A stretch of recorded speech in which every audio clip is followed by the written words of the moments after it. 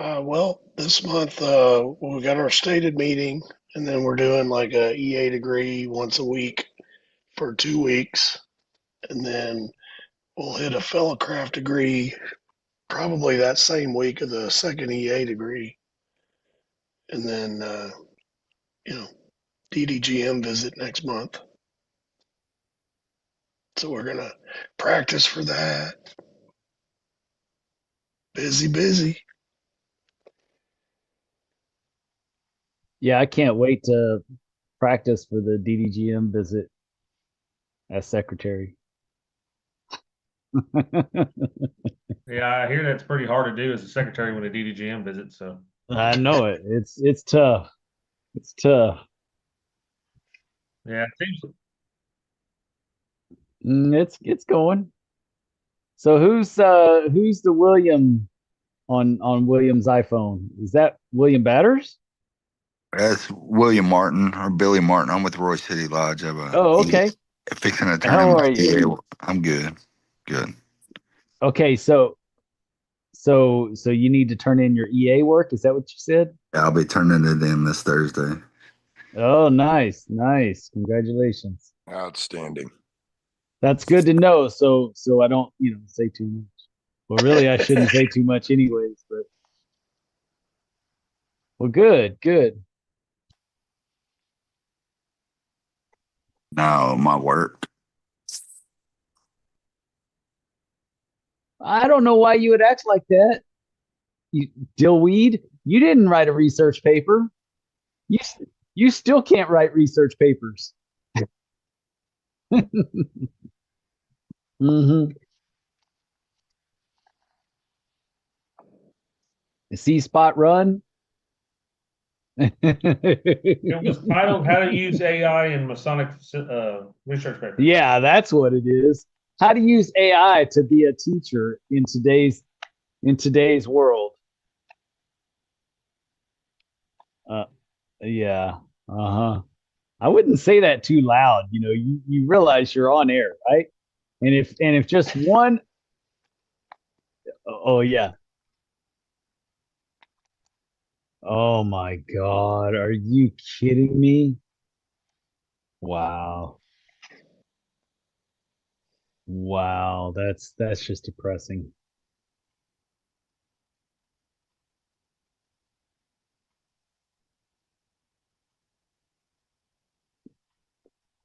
The teachers were creating their own curriculum 10 years ago up in God's country, up in McKinney, in in the colony and McKinney and Louisville school district. They've been creating their own uh curriculum for years. Y'all are behind, and now you're using AI to do it. Wow, I man. use AI to write my employee evaluations I got for my guys. It works out great. I'm glad we're homeschooling for sure.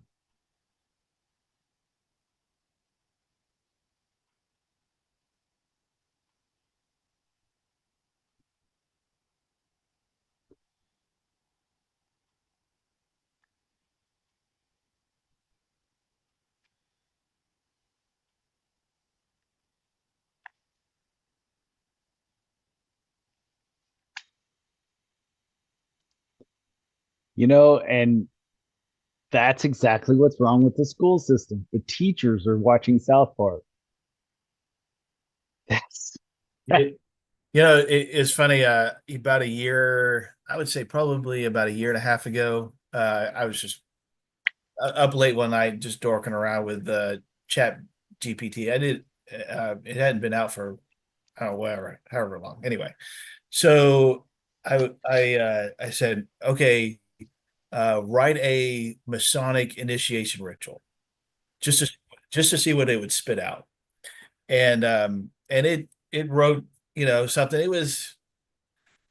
There were some similar elements, but ultimately, I mean, it was really kind of generic, and you could apply it to just about anything, and stuff. So um yeah, you better say that on here.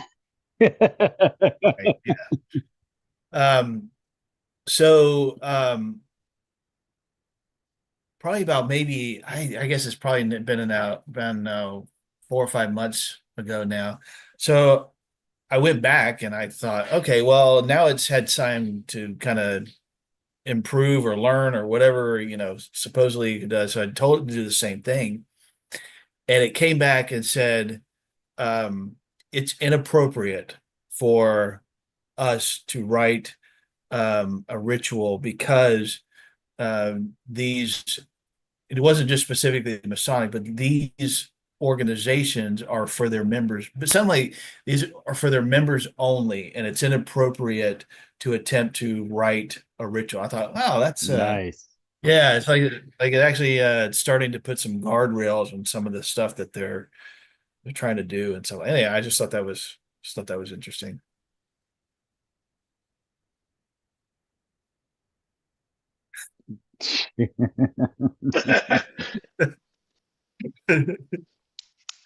Man, that's bad. Yeah, I'm not a big fan of to make his own homemade tannerite. Dude, don't say that on our show. I don't want to get blacklisted. I don't want to get shut down. Oh, my apologies. Just golly, use guys. Y'all are. I would not be able to do this by myself because all of you get banned. It would suck talking to myself. Now I could do it for a while, but at least a year or two. You know you do it all day, every day. Right. Yep. Yes. But anyways,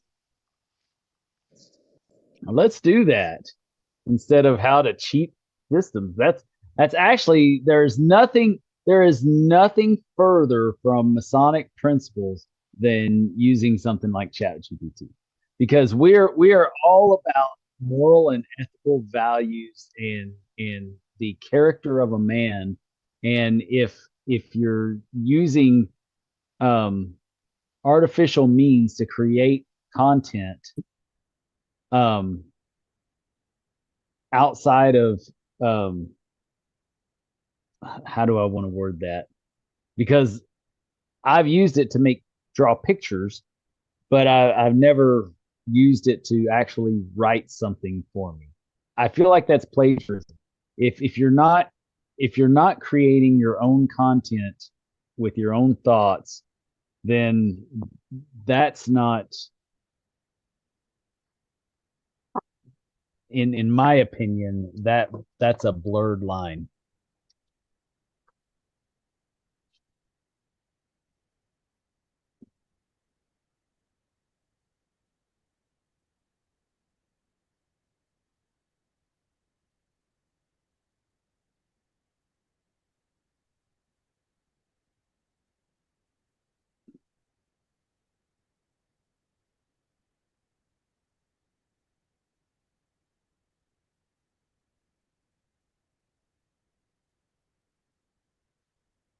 No. Yeah,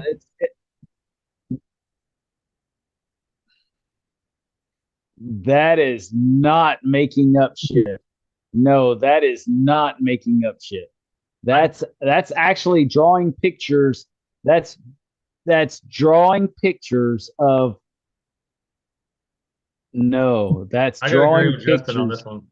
I'm sorry, I'm going to draw the line. You have a freaking Flintstone gavel on your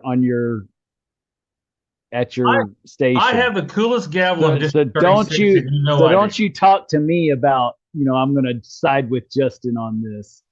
I have the coolest gavel in District 36, and you know I do. I'm telling you, I'm telling you that those pictures are drawn based off of of things that we've already come up with. It's not letting a program create something new. That's not what happened when they created those slides and all that. You're talking about completely letting something, create the narrative in a Masonic education. I'm not for that. I'm not for that.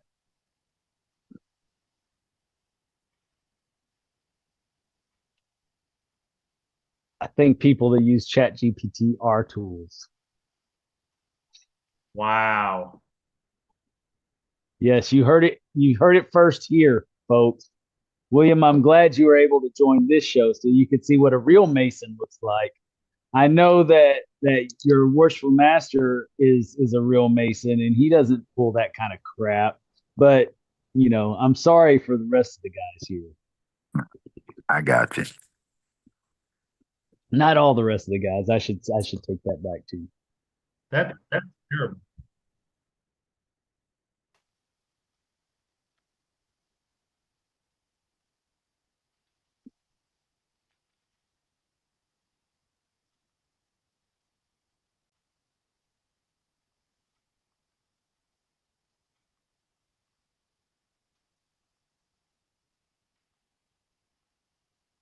Yeah. So how is that taking what I'm saying and putting it in? Did you just read what it said? It took the words that I was saying.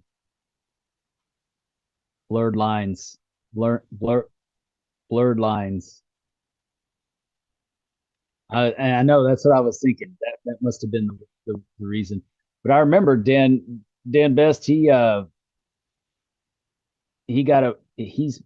petitioned a year or two ago, and they didn't allow him in because the lodge at that time, the one that he had petitioned, felt like you had to be, a certain religion. Remember?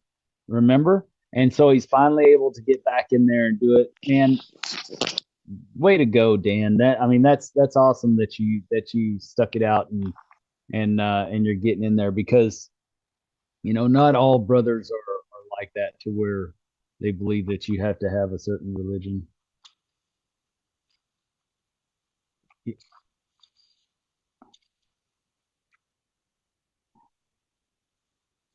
Well, if the people there now feel differently, yeah, it'll be better.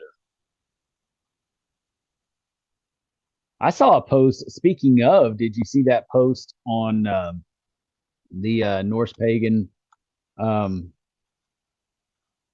deal that was on that one Facebook string this week? So they're talking about how can what book does the Norse pagan use to go on when they're making their obligation or whatever, and it's like, dude, yeah, well, there was a big to do on it, and everybody was all up in arms, and you've got your people that are far one way and other people that aren't, and it was a big deal. It kind of disappointed me that we had so many people that are still in the Stone Ages with the fact that Freemasonry was built on the freedom of religion, and it's absolutely insane to think that someone, just because they have a different religion, couldn't be a good Mason or wasn't a good fit for Masonry. In fact, I feel like the person that was saying that is less of a good fit for Freemasonry than the person that's applying.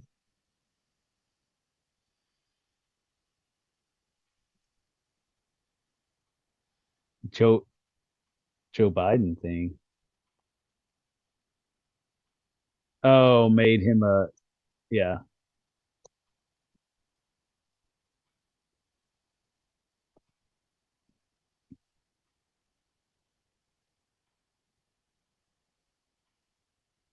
Well, they do that in other areas that are not just Prince Hall. So I don't see why anyone would, we can have our own thoughts on that. I don't believe in man to Mason in one day, but it's legal, and if that happened, it happened. Yeah. Yeah.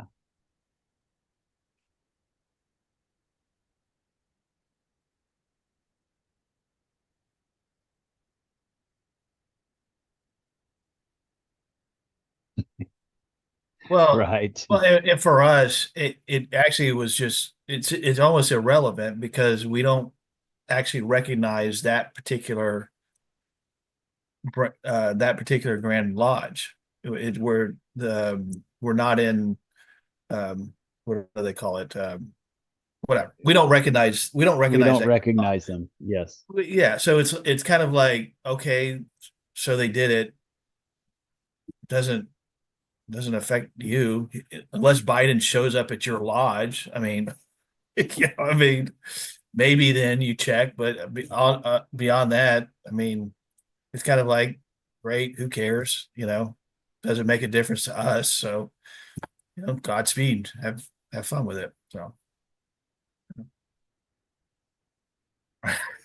right. I mean, if he shows up at Victory Lodge, I'll question him.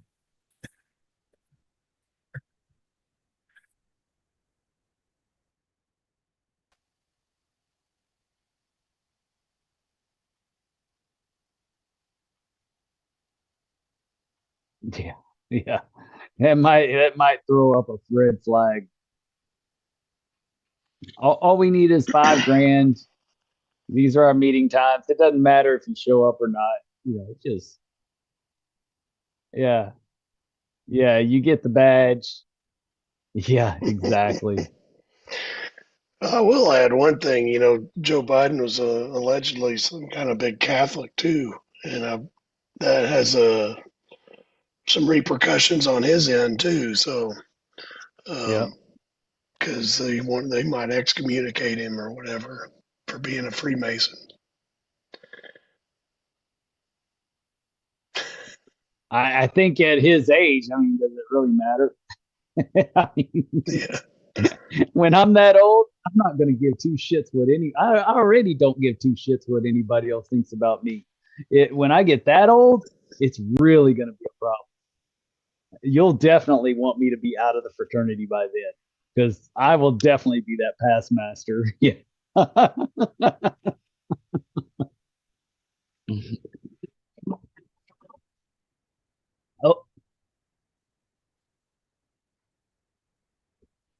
We have three um three people in that have made themselves available for the Grand South. Already. Yes. Hold on just one second. Let me just make sure I can discuss this. One of them is John Wilkerson. The other one is George Moxley. And the third one, we all know and love him. And he's going to go ahead and do it. No, not this time. He said we all love him.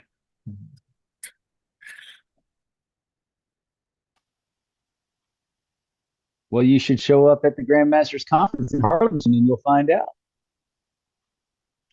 Hold on, I'm just making sure that it's okay.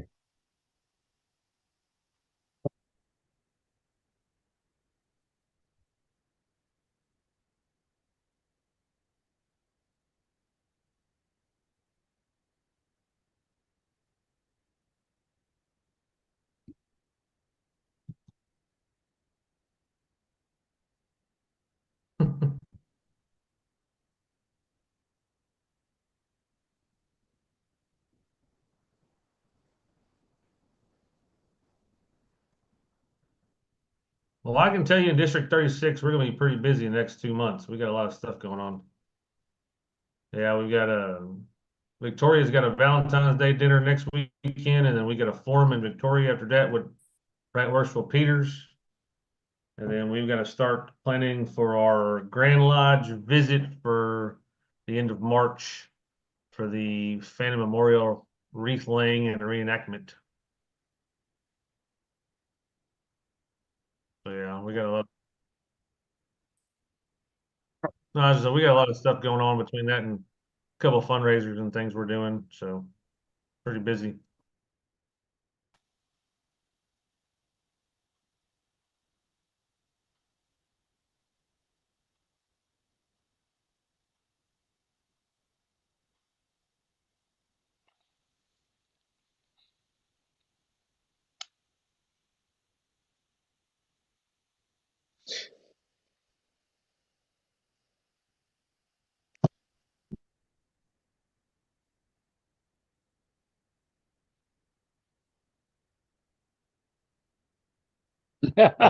Or at least have Christian at Free. I would think they're That's so probably bored bad. on a Sunday. I think they would probably are bored on a Sunday. Church is over, so they got nothing else to do.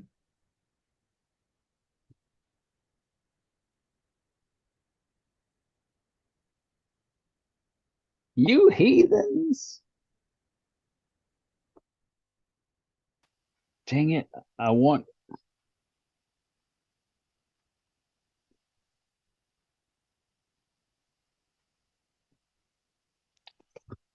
What's Man, the I want to movie? announce it. Jason knows. And I want to announce it, but I want to make sure it's okay. Yes.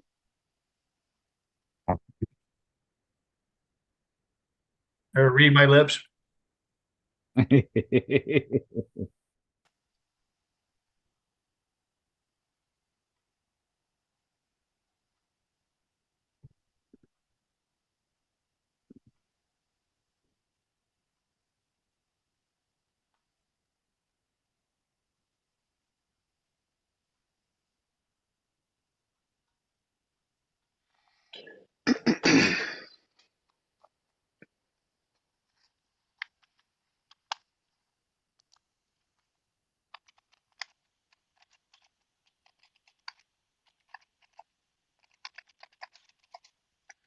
I was gonna say, isn't Mr. Anderson from the Matrix? I know. That's what I was thinking too. Mr. Anderson. Yeah, Anderson. Yeah, that's a good one. I love those movies.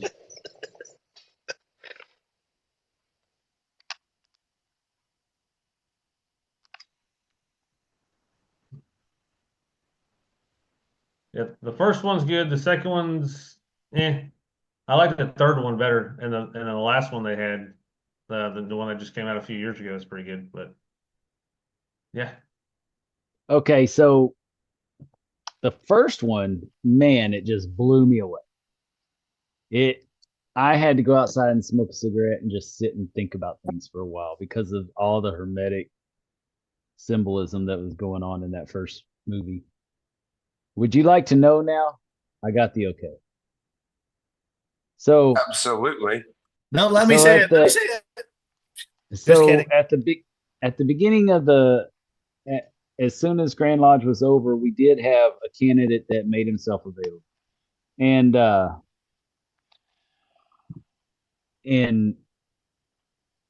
that was Chris Ryland, and then George Moxley made himself available, and then John Wilkerson, all in that order. And there was a little bit of concern because, or not really concern, but there was a little bit of reflection that needed to be had, within our group this past year because of the momentum that went forward with Brother Robert Park. And so Chris graciously withdrew his position, making himself available. And Brother Robert Park has made himself available for the Grand South for this Masonic year. So that's needless to say, that's going to be a challenging road for many this year as Brother Park travels around and visits different lodges and makes all the big events again. I mean, it's a tough road traveling like that. A lot of people don't realize, but it is, and it takes a toll on a person, but he is doing it again and going out to visit brothers all throughout Texas. And the first stop will be in Harlingen this next weekend at the Grandmasters Conference.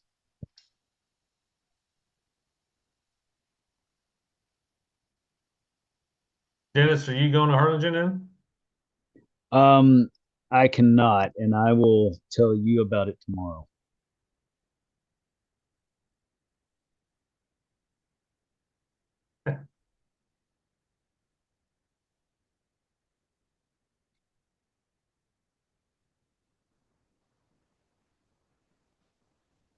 Well, it makes sense because at the beginning of last year, nobody really knew who Robert was, and he had a big hurdle to get over himself because he's always worked in the background at Grand Lodge. He has always worked with on civil law and with different committees working for Grand Lodge behind the scenes. And so having all that understanding and knowledge means nothing if nobody knows who you are, if you plan on being available for Grand South. So last year, he drove all over the place trying to help people get to know who he is, and it's going to take a little bit longer. But golly, to go from a complete unknown to being second to the winner, I mean that's a big deal. That's a big deal. Oh yeah. Yeah.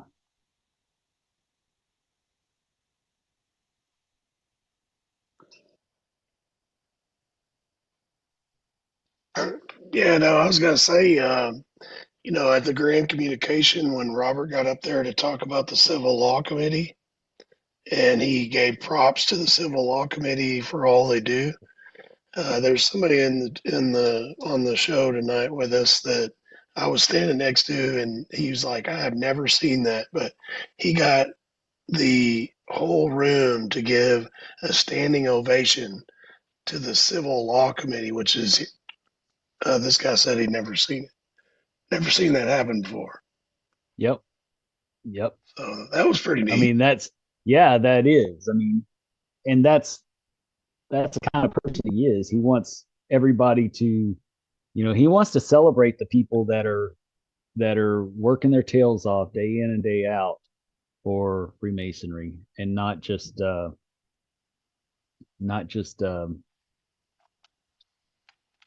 let them not let them feel like they're just in a thankless job grinding away trying to save our butts in so many different ways.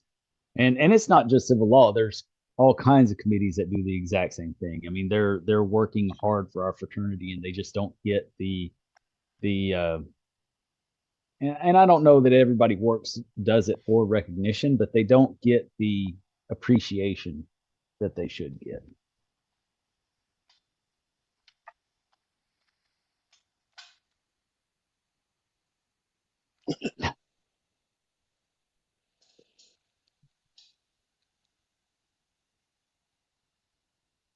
Yeah, he basically said that Grand Lodge wouldn't be able to afford all the hours that they've put in for all the law work that they've done. Oh yeah, that's true. For sure.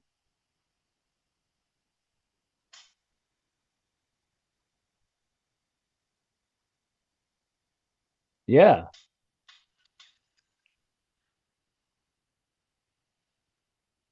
Glad to have you, Brother Dustin. For sure.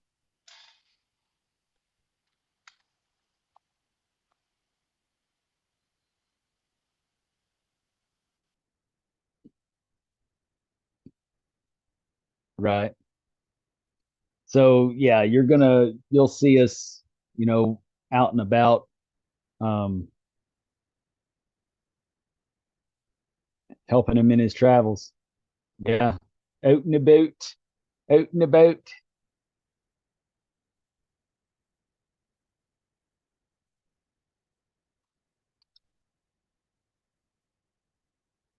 I was thinking that too when you said out and about. I was thinking, oh man, I gotta represent Canada here. There we go. Believe in yourself. My daughter bought me that shirt. And she loves me that much. Yes, she loves me that much. So, so yeah, that's some pretty good news that's coming down the pipe. Um, oh, next week I'll be installed as the chief of the Knights of St. Andrew. That's pretty That, exciting. that's this week, buddy. Oh, that's way too soon. I'm not ready. That's this Thursday. Yeah. Wow. No, it's done with the whole Scottish Rite. Yeah. So all the bodies are installed the same night in San Antonio. Is anybody else being installed as something of note? Oh yes, yes. So is Brother Reichenberg. He's, you know, it's just a consistory, though. I mean, Oh, it's only the 32nd degree, whatever. it's not like it's anything important or anything. So Brother Reichenberg will be the head of the consistory body, and I will be the head of the Knights of St. Andrews. So it's we're looking forward to it, but it's going to be a busy year. Oh, another cool thing that happened in San Antonio. So you see that beautiful auditorium back behind Jason? That's our temple. That's our auditorium in San Antonio. And if you've never come to San Antonio, to the San Antonio Scottish Rite, you're going to have to make it up this year, towards the end of the year. Come to our second reunion. The Philharmonic has officially had their inaugural performance in our auditorium, and that was this past weekend, and just their first one ever, announcing it like a week in advance, and 700 people showed up. It was pretty awesome. So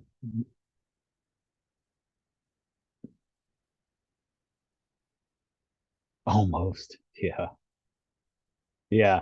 This building could take the place of our Grand Lodge in Waco. I'm sorry, but that's how nice this building is. Now I like Dallas in an old colonial way, but not even. Okay, okay, don't be haters. I can't help it that you can't represent anything on the show with your pictures. We love ours. Well, But we sorry, go ahead, go ahead. because there has been some talk that Freemasonry does not exist for the buildings, and a couple of years ago there were oh, sorry, Go ahead. We were saying goodnight to somebody else. okay, that's right. So I mean, there was a real serious discussion, just a couple of years ago that we may have to sell that building, just Oh, because. not even a couple, even a year ago. I Yeah, mean, it was yeah. not looking good. And the thing is, that building, so you could see, this is the main auditorium.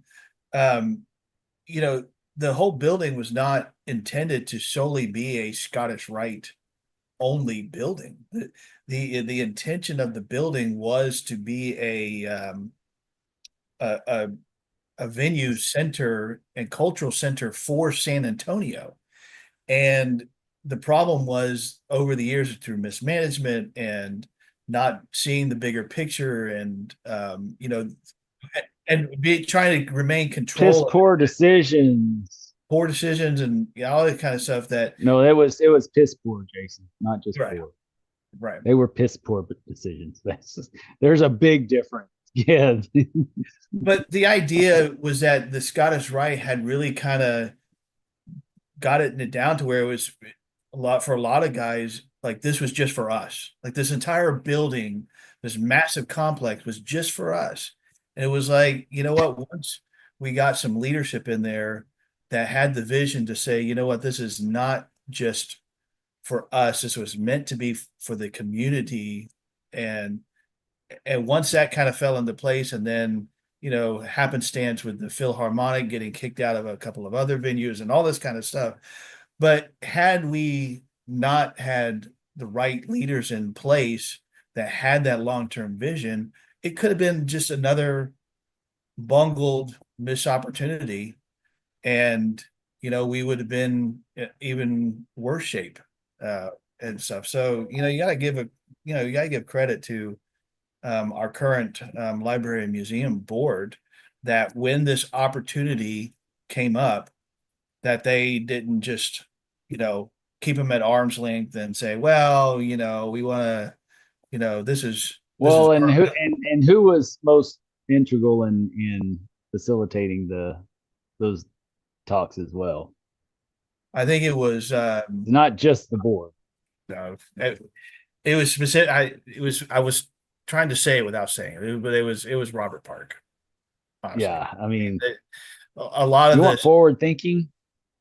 Yeah, a lot of this would honestly would not had happened had he not been on the board, and the reason he's on the board was because of Brad Kohanke. Getting, you know, Brad worked very hard the years that he was here in San Antonio to get the right people on the board. So when this opportunity came up, there were guys on there that had the vision to say, this is a good opportunity. Let's not squander it, because they've had these kind of opportunities in the past and have completely bungled it. And there's some people in San Antonio that still won't talk to the Scottish Rite because of stuff that's happened like 5-10 years ago with when they've tried to work things out with the Scottish Rite. Anyway,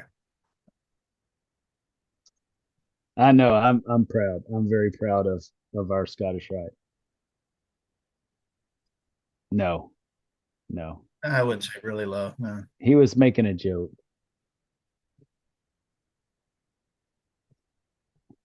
No, the problems occurred, you know, over the years of just letting assets dwindle and, you know, selling off prime real estate that shouldn't have been sold off, that are freaking cash cows now, that people just didn't have the foresight to be able to see that. They couldn't see the forest through the trees. You know, it's just one of those things. And you know, like one of them, part of it was the parking lot that's larger than the piece of land that our Scottish Rite actually sits on, and they sold it to the church that's diagonal from the Scottish Rite. And hell, they make $7 per hour on that parking all day, every day. And then, you know, even more so on the weekends. And, you know, and that was a thought of making it a paid parking back then, and they wouldn't do it. They didn't do it. I parked in that lot when I went to the Riverwalk last summer.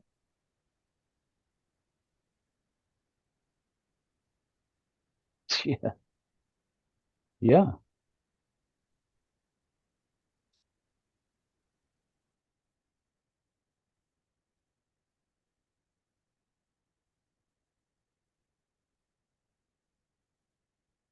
No, we do. Don't worry. Just, what's interesting is out in the middle of downtown San Antonio, one time I went to it was one of our stated meetings, and starts at 7 p.m. And so I'm rushing to get there because I'm Dennis late. So I get there late all the time. I'm always late. So I'm rushing to run into the building, and I've got all my regalia on, all that kind of stuff. I pay for my parking, and I fall butt into the auditorium, And then we finish at like 10 o'clock after having some drinks and stuff after the meeting. And I walk out, and lo and behold, I had left my doors wide open. And my heart just sunk. It's like, oh my gosh, I just lost everything. And I go up there and everything is still there. Like, man, that square and compass, they were afraid to touch it.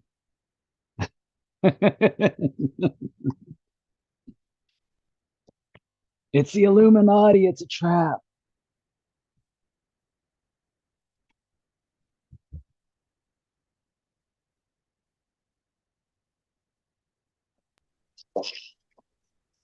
Yeah, when you're talking, like I started watching on YouTube. And I thought Dennis was glitching, but it's just like it's not even like you popping up. It's just like I'll have Dennis or whoever else is talking. It'll just be a blank space with their name on it instead of you talking, Justin.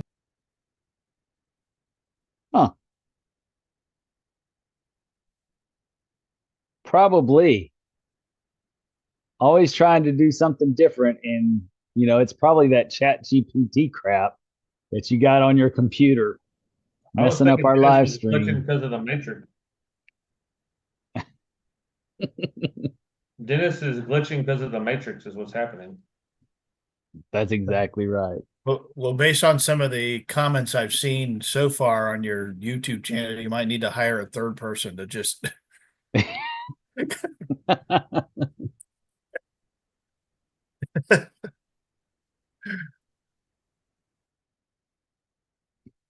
I don't really worry about what they have to say. I really don't. Yeah.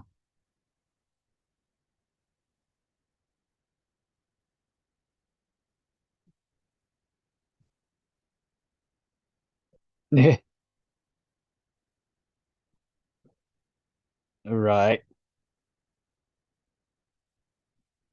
Yeah. So what else is going on?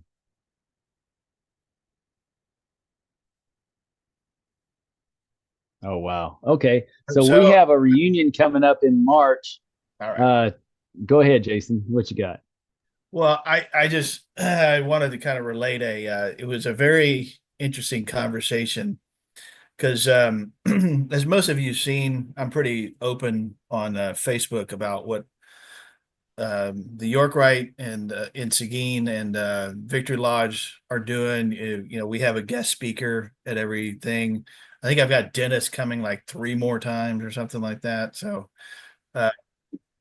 but we have a guy in the York Rite, past everything, and he came to me and he was like, he was actually kind of pushing back, like, I don't know why we're doing all this education stuff, and I'm really here just to do the rituals and stuff like that.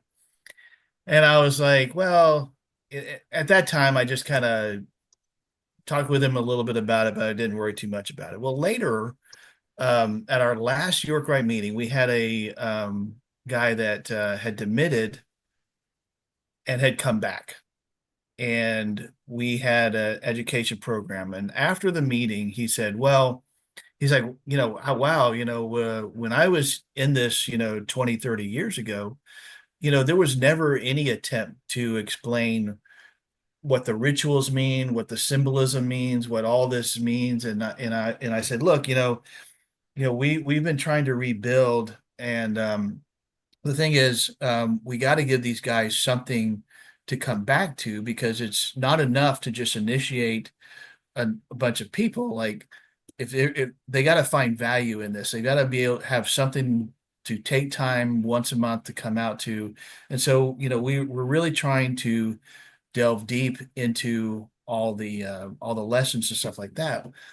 Well, this older member who's been around for a long time and was kind of questioning the education piece, he goes, well, the value is you get into the line and then you move up and then you get to be in charge. And I was like, and I did not say this to him, but in my mind, I went, in charge of what?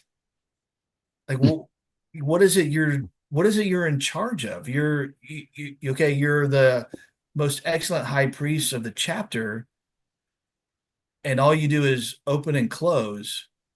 So it was just it was very, very strange, but it also was like it was a mindset that it was out said out loud, the mindset that we knew was there, but a lot of guys just don't articulate that there is a certain group that really just all they want to do is they want to join, they want to get into the line, and then they want to be in the East. And that's it. And for them, that's all they need. And it's like I just don't think that's where the future is going. And I don't think the guys that are coming in are looking at that, because it's like, yeah, great, you're in charge. Great, you can run a meeting and open and close. But what does it mean? Like, what is it you're doing? Are you trying to better yourself? Are you trying to better society? Are you trying to, no, you just want to be in charge. So, oh, That's a pretty heavy assumption. Well, they do get to have books in chapter and council, so I mean, it's not like they have to know anything. They can just read a book if they can read.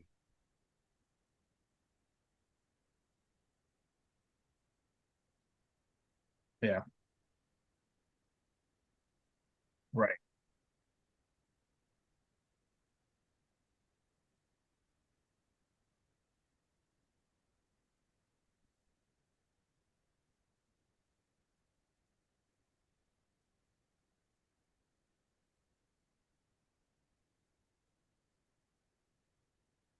Yeah. And that's always been kind of, I mean, I have been accused of being a title chaser, and I'm in all these organizations, and I'm all this and all that. But I can tell you, I mean, I think a couple of guys have known me well enough that whatever organization I join, I at least try to make it better. And I try and figure out what the organization is supposed to do. And hopefully when I leave, I've left it in a better position than, when I came in. And that is why for myself, why I try to move up, and I tend to get into officer positions and stuff like that. But to just be in charge is not enough to drive 45 minutes from here, leave my wife for the evening, or when my kids were still here, leave them for the evening, or neglect doing other things because I'm doing this. To me, that's not enough. And everything. So it was just it was a very interesting um moment, because it was like I guess in my mind I was like, there's nobody that really actually thinks this way. And then he said again, then he said exactly that. I was like, And then he opened his mouth. He's like, oh my God, there's something really believe that.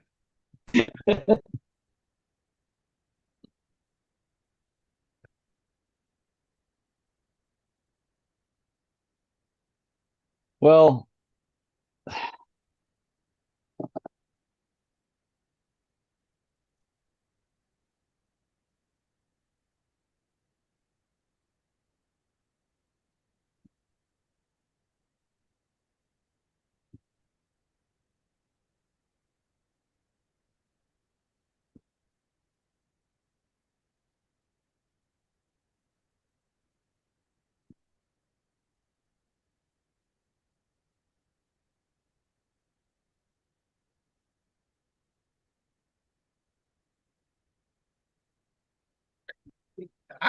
Yes, I I tend to I disagree. I'm kind of on the I will say this. I think you can have I think it's possible to have just as much influence as a non-officer, you know, as far as spreading your ideas and influencing the lodge and all that kind of stuff. I absolutely, you don't, to affect change in an organization, you don't necessarily have to be the one in charge. Correct. But that being said, I will say, yes, if what I had an instant, and I have said this before on a couple of occasions, the advances that we have made this year at Victory Lodge, I believe, could not have happened had it not been for what we had already been doing several years beforehand. So it's not as though I, felt like I needed to wait until I was in the East, but because I guarantee you this whole year-long thing with guest speakers and the other stuff that we're doing, if that had been completely new this year, I think would have been a struggle had it not been for what we had done previously. So yes, you are right in that, but I will say, can you have, it's possible to have more influence as a non-member, but I would venture to say that in a lot of ways, when you start getting it into those leadership positions, that it does make it easier in a lot of instances to affect whatever change that you feel is needed in the lodge. And So let me. It's when you're my in the turn. East, they have to do what you say. No, It's my turn. I'm taking the East right. So, so Justin, you do bow before Zod. Do you remember Superman? When those guys, the people in green came. Anyways, kneel before Zod. Yes, General Zod. Yes, you will kneel before Zod. So, anyways.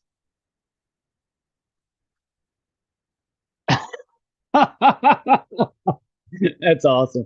Okay, so here's my point is that you just left it wide open. I mean, it's one thing to say, you're a leader should be a servant or should just serve. No, because I've seen people in leadership positions that think that their job is to be a part of everything that happens in the lodge and just wear themselves out. That's not their job. Their job is to delegate. Their job is to be able to step back and look at the overall picture and help find the strength of different people and put those people in perfect position to utilize their strength so that it makes a stronger lodge. That's no, not unless you explain it. It is the same thing, but if you say it too simplistic,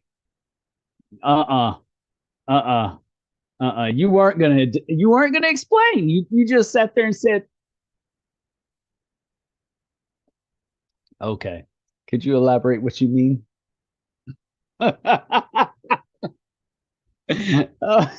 So my point being is that I didn't this year.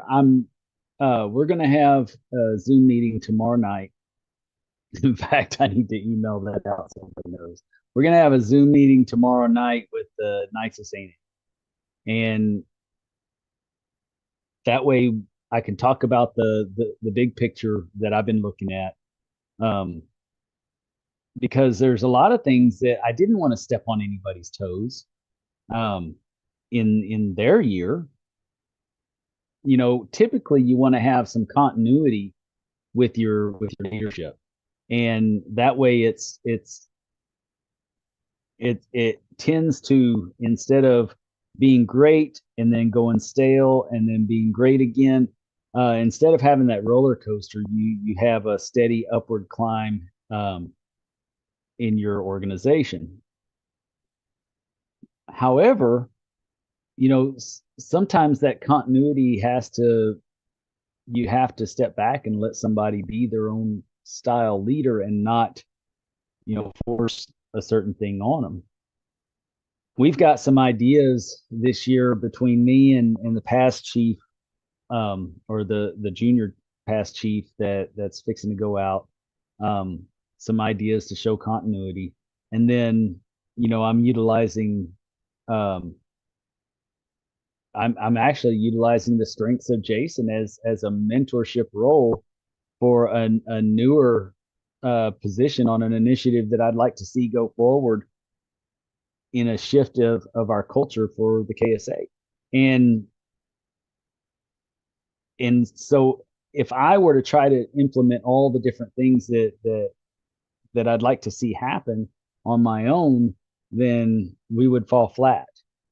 But Jason has certain strengths in certain ways that to this specific initiative that he's going to be great in helping develop this plan of action, and hopefully it'll take for the foreseeable future.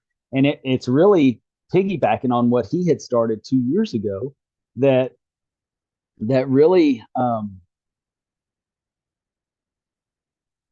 it wasn't nobody picked up the ball and kept running it. So and it wasn't that the person disagreed with Jason. It was just that it's a different style, right? A different leadership style.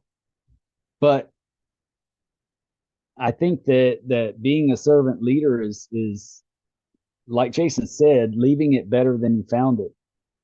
But even more so than that, it's doing it for the right reasons. I told you a long time ago that past Master Joe K. Hu would always tell me, if it's good for the lodge, do it. If it's not good for the lodge, don't. And so the first thought of every master, every chief, every whatever title you are, should be, if it's good for them, do it. If it's not, don't. And then figure out a way to implement that plan and utilize the people's strengths to get it done.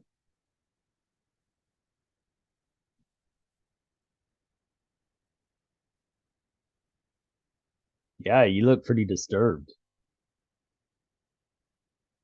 Your nostrils were flaring and everything. I mean, you look concerned.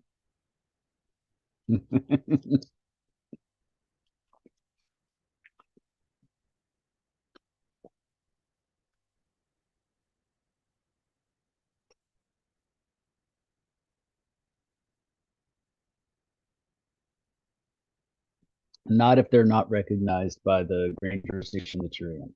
It all depends on the grand jurisdiction you're in. So in Texas, he's not able to visit any of the lodges in Texas because we don't recognize that particular Prince Hall jurisdiction. Right. And what's interesting is some of those Prince Halls that we do recognize might recognize this one, but by association, we still don't recognize it. See, that I've had that question before too. Like, well, if we recognize this guy and this guy recognizes them, by default, would we recognize them? Well, no, it doesn't work that way. It's so we have to. There's actually a request sent from whatever grand jurisdiction it is to us, to our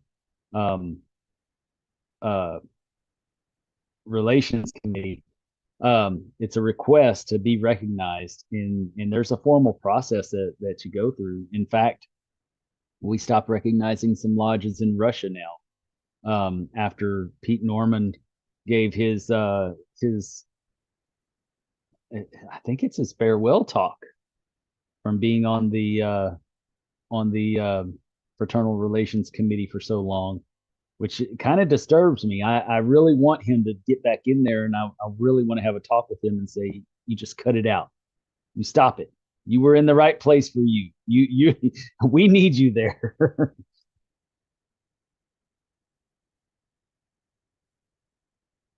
I knew it was coming. Something was coming.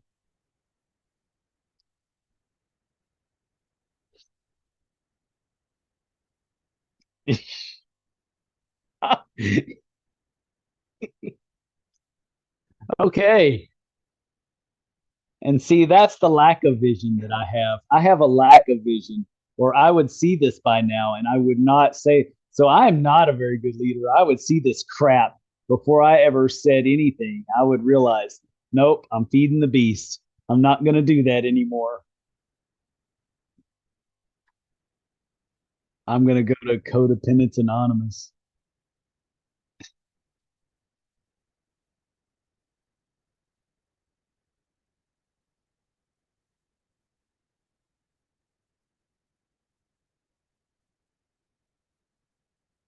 Oh, yeah.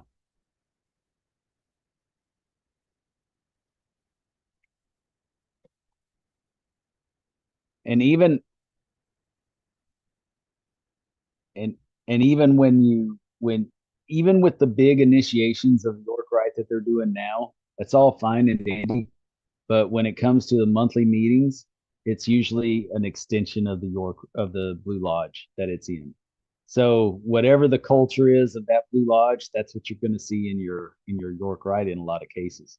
And it just doesn't have the same feel like you're saying of when you go to the Scottish Rite.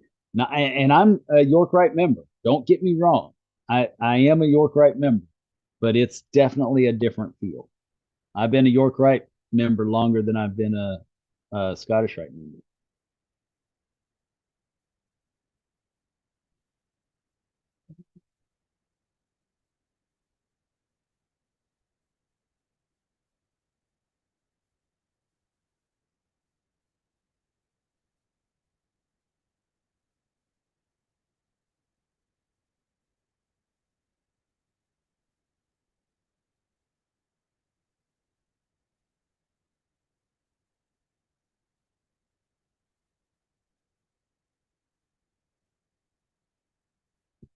What was that? I'm sorry. I wasn't. I was reading something. I'm sorry. I apologize. Oh, so basically, you're initiated and raised in the same day, and some jurisdictions still want you to turn in some type of work, but most of them don't. Well, no, It's not a Mason on site. It's a Mason in a day. well, You st- what he's talking about is Mason on site, and that's a little. Oh, where it's just like the It's basically in some jurisdictions, and not in Texas, we don't allow this, but in some mm-mm. jurisdictions, they'll open what's called an occasional lodge, and that lodge is formed. Like he forms a separate lodge, and then quote confers the degrees, and then they dissolve, they close it, they dissolve that lodge, and the most famous examples are usually, for example, in Biden's case, a past president. I think we've had one or two other presidents that were quote Well, made Masons on site. The other time that they used to do this historically is when soldiers were going overseas. On occasions, they would do these for soldiers because one of the if you we allow that in Texas with the Grandmaster's approval.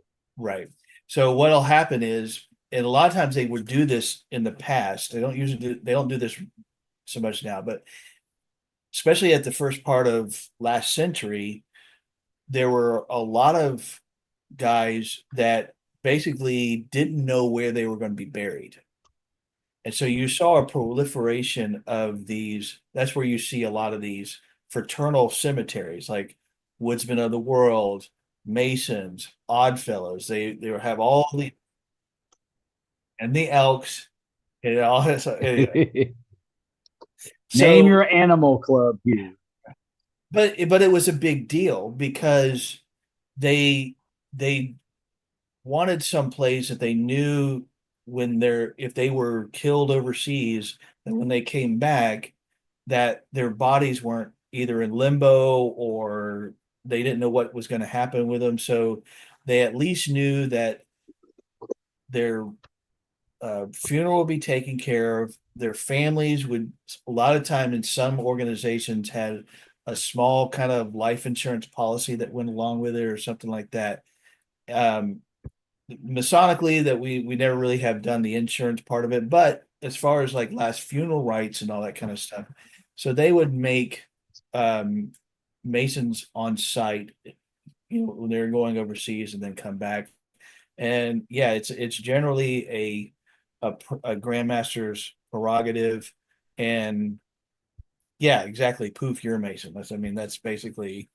Well, usually though, it wasn't. Now, I don't know about the Civil War era, like what you're talking about, right? Because it was common then. Yeah. But in the last century, for sure, it hasn't really been like on-site poof, you're a Mason. You still have to witness the degrees, the 3 degrees. You have to witness them. You just don't have to do anything further. Yeah. But the Mason on site one though, that one is like Shaquille O'Neal was made a Mason on site like that. What's that? Shaquille O'Neal, that's how he was made a Mason. He didn't go through the, from what I understand.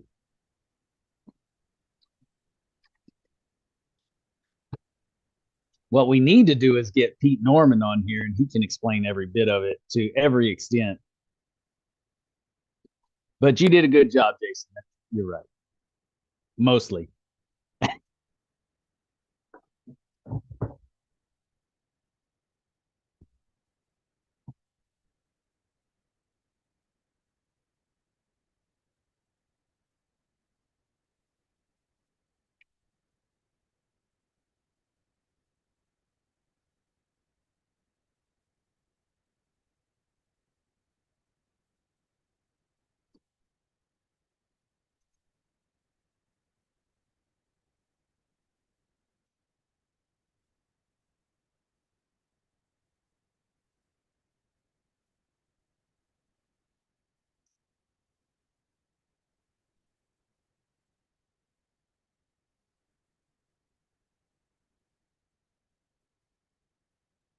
Yeah, see, and on site, so what the delineation that Jason was talking about, it's very similar to what they do in the shrine, right? They no longer do the hot sands in the shrine. And it's the ceremonial deal is just, speaking a few words and basically, you're a Shriner. Because it's not really about the ritual so much. It's more about, doing stuff for the kids. In these other instances, it's not really about in with these other jurisdictions, it's not really about the ritual. It's more about members. That's the difference. And Jason's right. Back in the day, that's why they largely did that was if you're in the military, so you'd get last rites. And in fact, it is still the Grand Master's prerogative that happens here in Texas. The only difference being that once that person gets back, they have to do all the work afterwards. When they return from combat, they have to pick it up and do it, or they're no longer a Mason.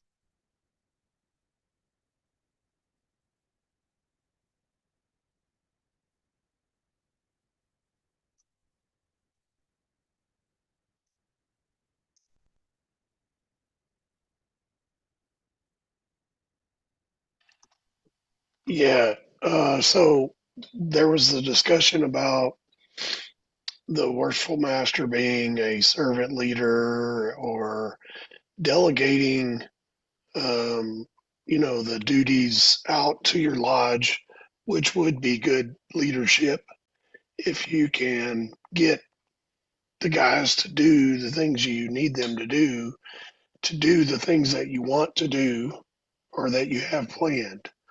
That's why it takes so long to really plan. Like what you guys have always been saying is it takes years to plan the year in the East. That way, whenever you get there, everything's kind of already set up and you know what everybody wants to do and everything.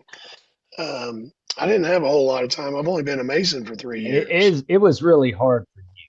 I mean, you were in a different circumstance altogether. Now, a lot of lodges end up being that way just by default. but you had a lot of great ideas, and it was all brand new for your lodge Yes. for the most part. And so, you know, that is a tough scenario, and it is hard to go in and and yeah, that's a tough scenario, man. Yeah, I mean, we were You had doing to do a lot mostly, because yeah, other people didn't know how to do it. They never had a right. leader teach them how to do it. So you had to do it to try to teach at the same time as leading. I think I did all the stuff that I did because that's the things I wanted to experience as the master of the lodge. And I knew I didn't really have the time to wait for them to try to figure out how to do it. So I just did most of the stuff myself just so I could experience the things in the short time I had to plan it. Um, I do what I wrote is that I do feel it was not the best leadership, just doing all the work. Uh, but I did it because I wanted to. I wanted to have fun, and this was fun for me.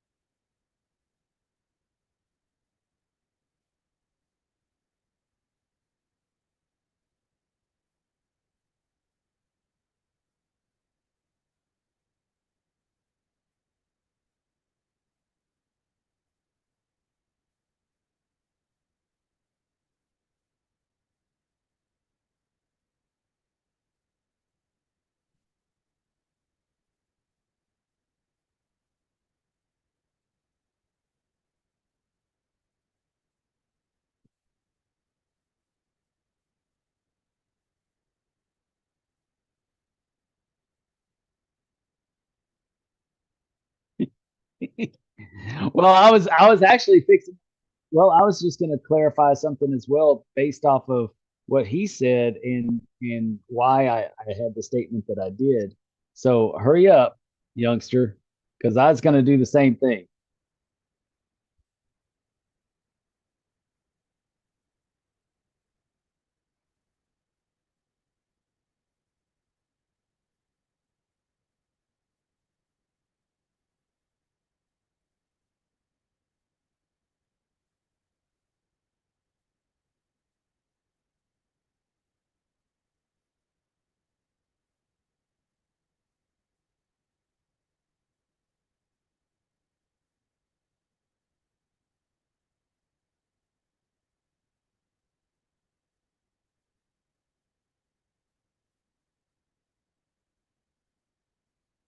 Man,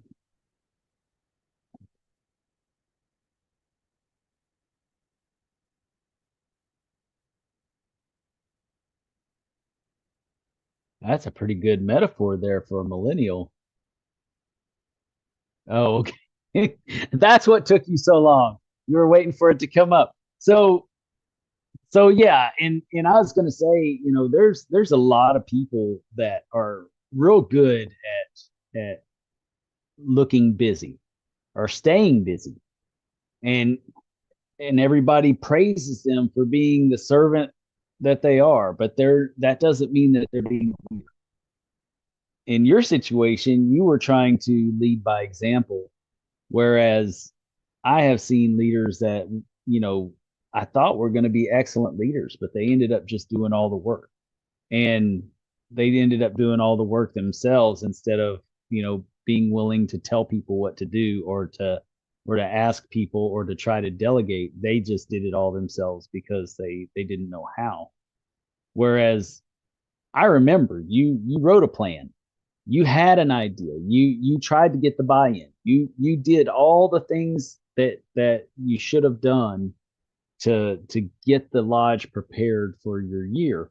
And I think that if they don't look back at all the steps you took and ask you to help with the mentorship role for the future leaders of your lodge, then it's a mistake on their part.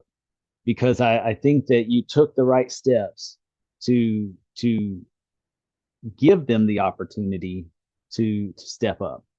Now, whether they did or not, that's up to them. And I don't know. I wasn't there. I haven't been there for every one of your lodge meetings. And I know that you certainly don't want to knock, the members of your lodge.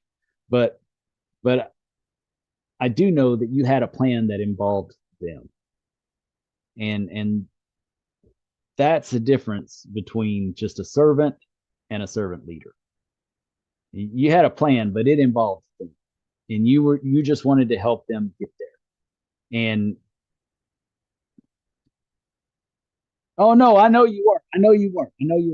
I was just saying I don't want to, have all these examples and then people of Roy City feel like we're dogging on them.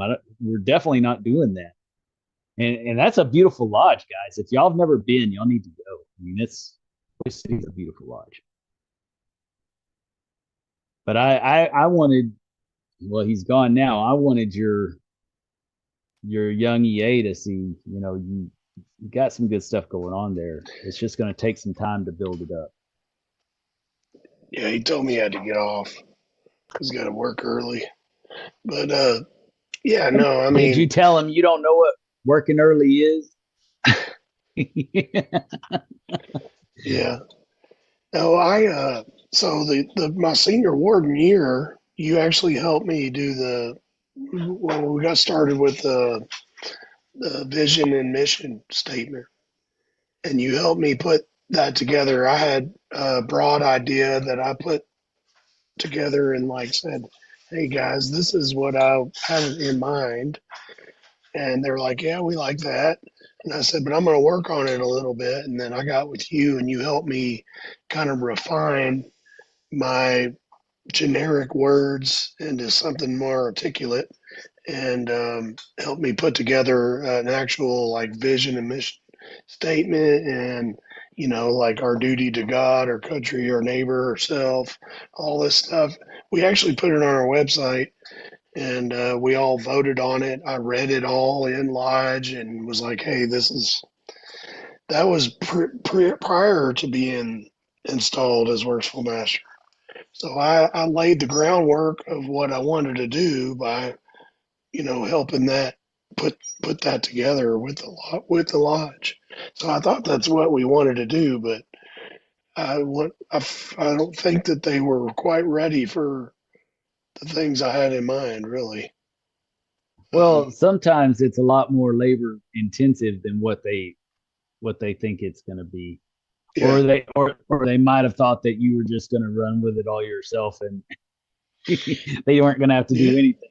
I mean, some lodges, yeah, next year will be a little bit easier, and you can help mentor the next guy and the next brother and keep it going, because he's going to need your support. Yeah. Are you gonna you're not gonna be master again next year, are you? Or are you? No. Okay. No, I'm not gonna do master next year, but I've already been working with the next guy, trying to help him plan and put together what he wants to do. So, And that's good. That's your job now, and that's good. Yeah, they're gonna need you. I mean, that's no. That's a good, you know, that's the good thing about being a past master is you can support people without having to do anything to, you don't have to be there doing everything and meddling in the guy's business. You can just stand to the side and say, man, you're doing a great job. Do you need me to help you? Is there anything you need from me? And then if they do, they do. If not, you just,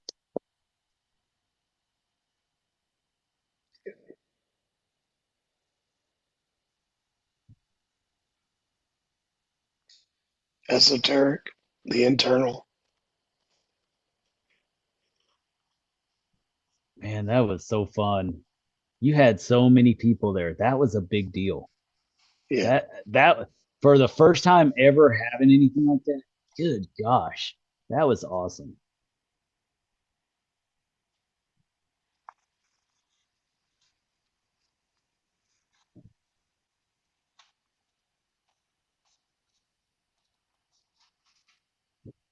Yes, I don't think anybody walked away dissatisfied. If they did, they just don't like Freemason. They should join the Elks. Yeah, no, basically I told everybody that I think what I want to do next year is be more of just a membership committee guy. I want to help put the degrees together, help, you know, work with new candidates that are coming in. I want to teach the work to the guys that are going through the degrees. I want to teach teachers. You know, I want to teach guys that actually want to also teach. So I just want to work with the new guys and help them with all the ritual work. Man, shoot, So yeah. that's really what I'm into. Duplicate yourself. Yeah. Yes, that's the best thing that you can do is duplicate yourself. I know Jason wishes he could duplicate himself so that he wouldn't have to put up with me so much. And same way with Justin. They all wish they could duplicate themselves so that they wouldn't have to tolerate me on their own. Yeah. I'm very fortunate. I've already been handed an opportunity for Victory Lodge next year. In the projected incoming master, he wants to continue the education, but he's like, I don't know about trying to find all these speakers and stuff like that. So I offered it to him, and he's accepted that. Basically, I'm going to do a 12-part series next year on the 12 labors of Hercules and Freemasonry, and that'll be the education for next year for Victory Lodge. So one labor a month and everything. So Very cool. yeah, and I think it'll be a way, and I think it was also a way he wanted to ensure that I was going to come back for each meeting.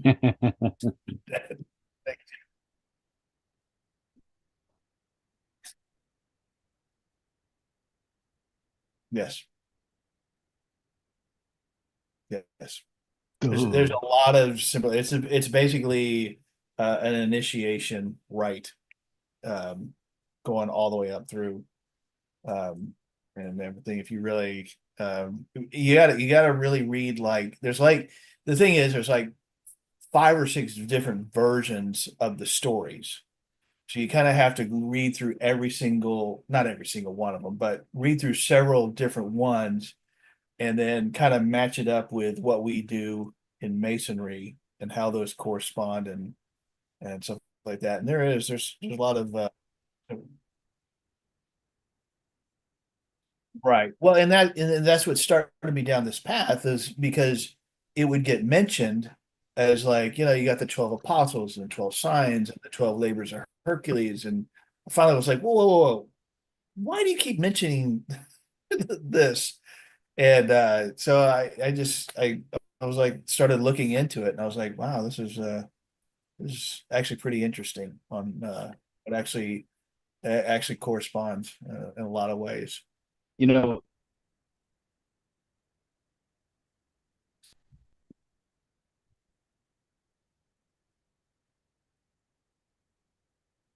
Right.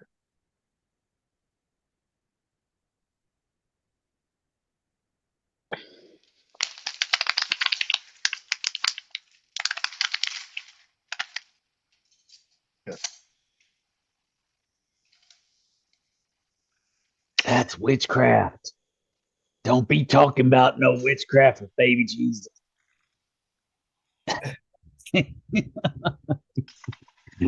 What's interesting is, you say that about the about Hercules and the different, the different versions of the same story, and that's how it was with a lot of the Bible as well. It was not written by one author like they title the book or whatever.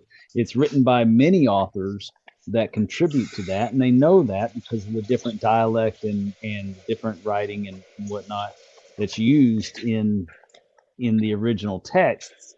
And because it comes from, mouth to ear, it's all handed down through traditions and stories. And the same thing with Hercules. All those stories were handed down from mouth to ear, and so that's why you have the different versions that you have to reconcile when you're explaining this. And it's also why, in my opinion,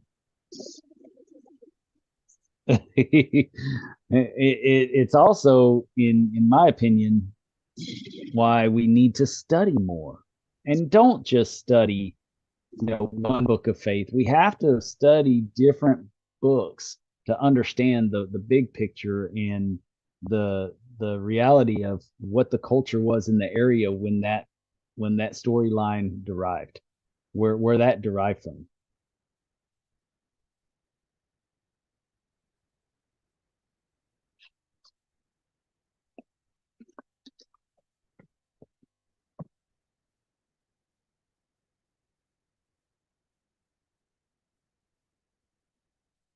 Huge. Are you? You were just waiting for it, weren't you? Yeah, you're absolutely right. And I wonder how much of that was that we didn't know about it, or that it was suppressed by other um, theological entities.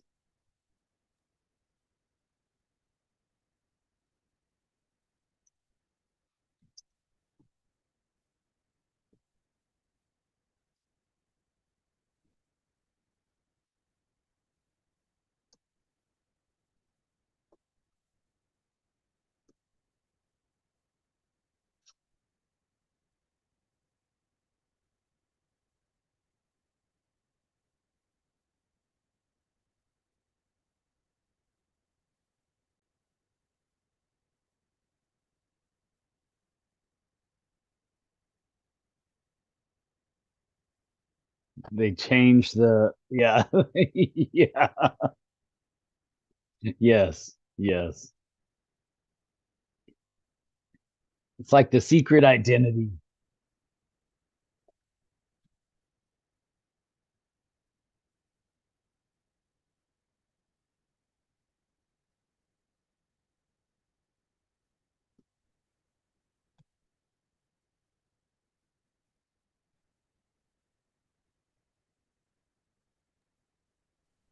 Yeah, they probably I had, mean, I was just they going to say probably had 11.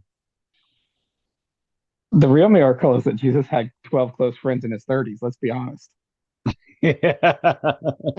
Well, yeah, he back then they didn't have Facebook, so so it was more plausible. But realistically, it was only 11 disciples, and then they said, oh, John, Matthew, John, until they got to 12. I know that was bad. That was bad.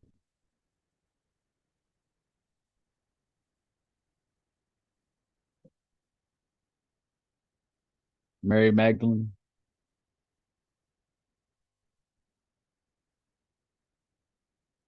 Yeah.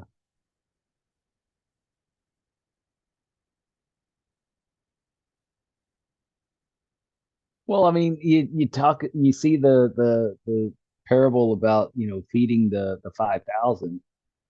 How could there only be 12 disciples if he fed 5,000? I mean, there had to have been more than that following him around, you know. Why did they stop on 12? You're right. 13 was just cumbersome. 13 was just cumbersome. But no, there's that some is traditions that hold that whereas we assume that there were three magi that came from the east, but the Bible doesn't actually say there were three. They assume there were three because they reference the three gifts, but they don't actually say the number. And there are actually some traditions that hold that the number was actually 12 that came from the east. So, I mean, that number continues to proliferate even in some of our most cherished stories. Yep. Did you guys get any of that, or did I? You froze up a little bit, but no, I heard you, but you froze up. You Okay. Mid sentence, your hand went. That's nice.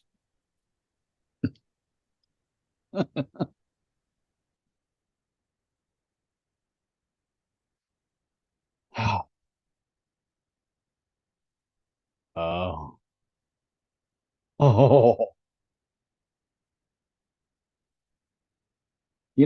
I was talking to somebody. I think I mentioned it to Brad. Um, why don't we do an inner circle book club, and let's read the Kabbalion together and talk about it like once a month. Have an inner circle meeting and talk about a chapter once a month. Yeah, because I think, yeah, I think that it's been a while since I've read it, and I'd like to read it again because I just love it, and we can talk about that and really dig in. We might have to change the date. I mean, not the date, the time to accommodate that though. Well, no, a 2 hour conversation is pretty good on something like that. That's all you really need for yeah, but the principles are just so deep to give everybody a good opportunity to do what? Yeah, but I think that would be cool as an inner circle, thing for people to watch. Um, because it wouldn't be just any one particular thought. I think that, we could discuss it and see where it goes. What do you Chapter guys think? one this Wednesday. I think that would be great. I'm just going to go get AI to summarize it for me, Dennis. You motherfucker. Yeah. You just had to be the one, didn't you? Daniel. There's always one. Daniel wasn't really a Daniel. He loosely interpreted dreams, Daniel. Don't feel like you're so special, Daniel. Talking about Chet. Man, just when I started having fun. Yeah, I'll go. I do really appreciate you guys again, man. I say this most times. I come here looking for fellowship, and I get that, but I also get Masonic improvement. I mean, every time I've ever thrown out questions or concerns or ideas or whatever, on how I can improve my leadership skills or how I can improve just my Masonic experience, period. You guys always have, and it's not just you two guys, not just Dennis and Justin, it's the other guys too. Um, yeah, Justin and Dennis. But it's everybody, you He know. can't always It's be second. He can't always be second. I'm sorry. I get it. It's okay. but yeah, I mean, it's always I always get what I need, you know. This is my Masonic food I get every Sunday night, and it's good. Thanks. Yeah, I do appreciate you, Brad. I really, it to see the stuff that we talk about being put into practice, see real life, you know, conflict within, trying to implement best in practice ideals and then seeing you overcome. I mean, that's important for I think everybody to see.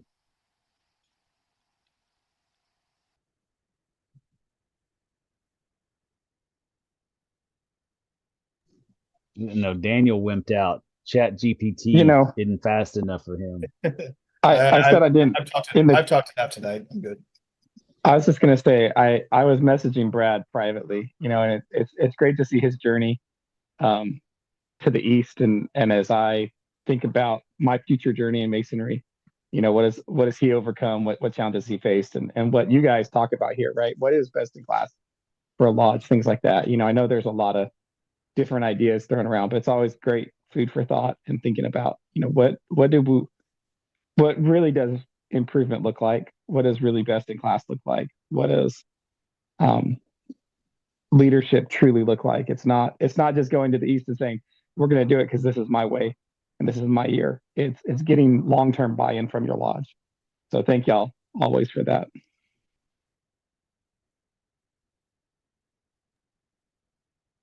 Yeah, definitely Come on, plenty to guys. think about as we talked about, like what Daniel was just saying, how we're going to improve as I go through the line. I can't wait for the book club deal. Justin, if you said you found it online, drop a link in the Facebook group. Yes, it's the Kabbalion by the Three Initiates.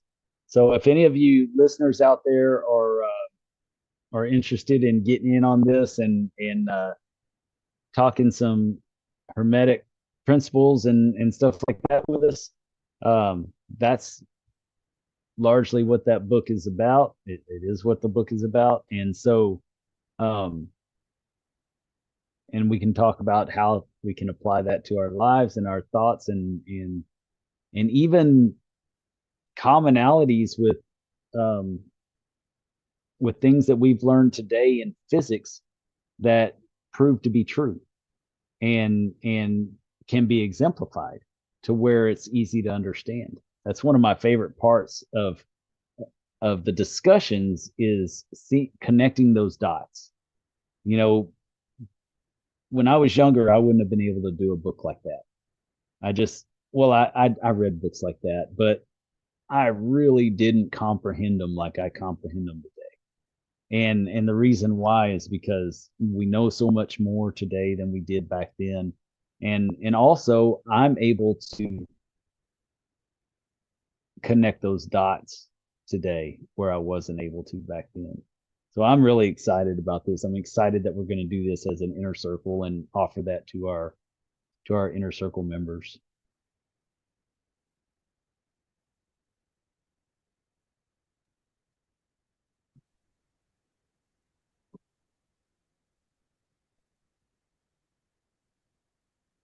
Yeah, I have a hardback. I want half of a Pete Norman.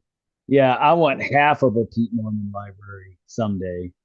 Good gosh, the Library of Congress doesn't have anything on Pete Norman's library.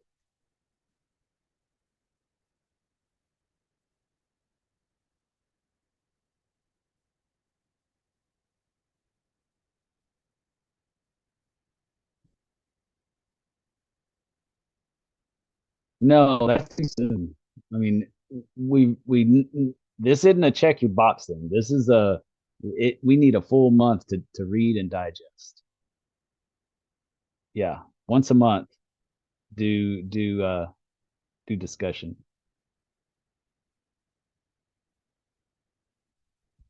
I don't know. Do y'all want to do it on a Sunday or a Wednesday? Bueller. Come on, guys. Sunday, probably. Yeah, Sunday fun day.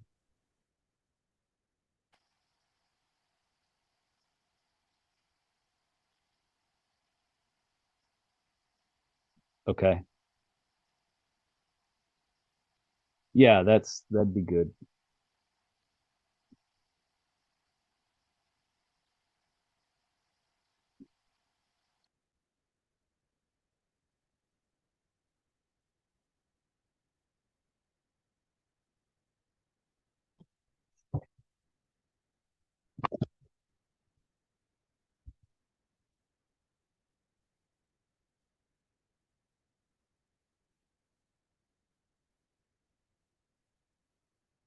Oh, I'm looking up at my library.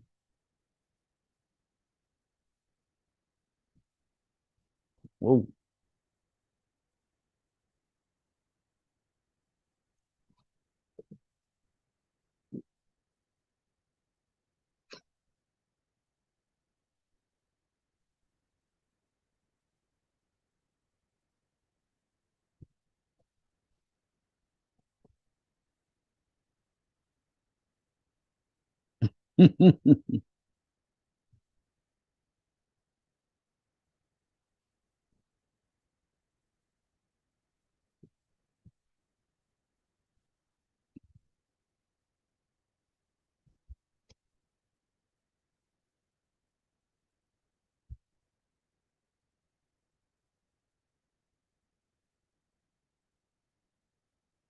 Yeah, just the lower end of the of membership is inner circle. So, there's a lot of value that's given there. Man, I am excited about this book club. One of the things that we're going to focus on this year with uh with the KSA is education for the internal so that we can affect the external, right? That's the vision. That's the goal. We are the leaders we are the future leaders of our fraternity. And if we're not educating ourselves to be leaders, then we're not doing our job. And this is just another way that I think is vital for us to call ourselves Masonic Improvement, is by taking this next step and having our own study group of sorts to we have we have our annual fellowship that we do at Grand Lodge, which is an educational thing. The dinner and fellowship and education. We've had the summit. We will probably have another summit at some point. When things slow down for me just a little bit, we can do something big like that again. Next year, we're actually going to, for our Grand Lodge event, we are going to have like a mini summit. We're going to have, a couple of different speakers, and then that way, because we have the whole night, we have plenty of time to talk. So it is going to be like a mini summit with 2 or 3 speakers and just a range of thoughts and ideas for helping us to improve. So anytime that I can help contribute to that, it makes me happy. That's my happy place. And doing that with you guys is extremely important to me, because y'all are the ones who really care about, you know, where we're going with this thing. Y'all are investing the time in yourselves, you know, not only with us, but we're just a small part of that. You know, y'all are doing so many things to educate yourselves externally so that you can help us internally with even our inner circle group. Y'all contribute so much. It's humbling to get to be a part of this. We've got a lot of good things coming up. We've got 3 candidates now that have made themselves available for the Grand South. That's exciting. We've got modernization happening at the San Antonio Scottish Rite that all of y'all are going to have to come and see once we get there. In fact, once we get there with the Scottish Rite, I'm just going to have to throw a party and have all y'all come down and see the Scottish Rite, and we'll go and take a tour together, and we'll all go. Jason and I'll give y'all all a personal tour and see our yeah.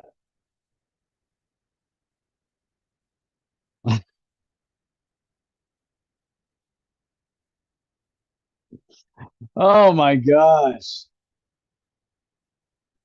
But you know, I truly enjoy these evenings that we get to spend time together and fellowship and talk Freemasonry, and you know, I know this is the fun day we get to joke around and tease each other and stuff. But Justin, I appreciate you. I do. And you know, I like to give you crap because I